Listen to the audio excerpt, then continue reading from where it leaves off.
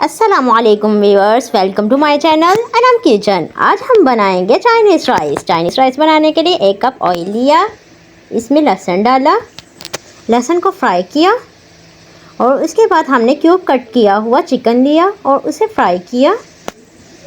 جب chicken white ہو جائے اس کے بعد ہم نے ویجیٹیبلز ایڈ کرنی ہے۔ ویجیٹیبلز میں سب سے پہلے ہم گاجر ایڈ کریں گے کیونکہ یہ تھوڑی دیر بعد گلتی ہے۔ اس کے بعد ہم مٹر ایڈ کریں گے اور اسے ہلاتے جائیں گے۔ اس کے بعد شملہ مرچ ایڈ کی۔ شملہ مرچ ایڈ کرنے کے بعد ہم نمک ایڈ کریں گے۔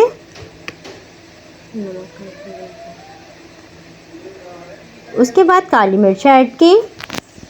اگر آپ کو زیادہ پسند ہو تو آپ ڈال سکتے ہیں، میں نے 1 ٹیبل اسپون لی ہے۔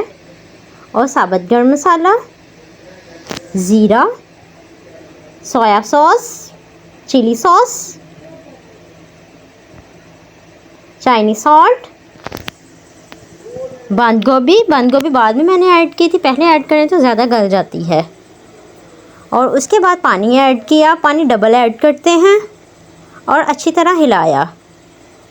جب بوائل آ جائے تو پھر چاول ایڈ کریں گے۔ اچھی طرح بوائل آنا چاہیے پانی میں۔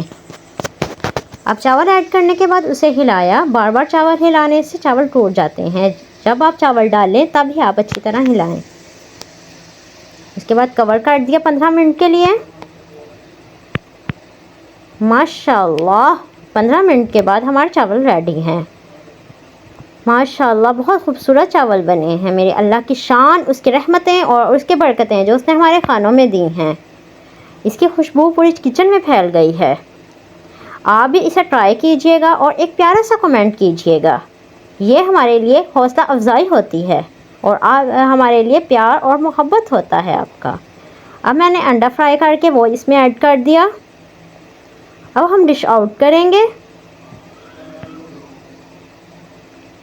چائنیز رائس تقریباً ہر گھر میں ہی پسند ہے۔ ماشاءاللہ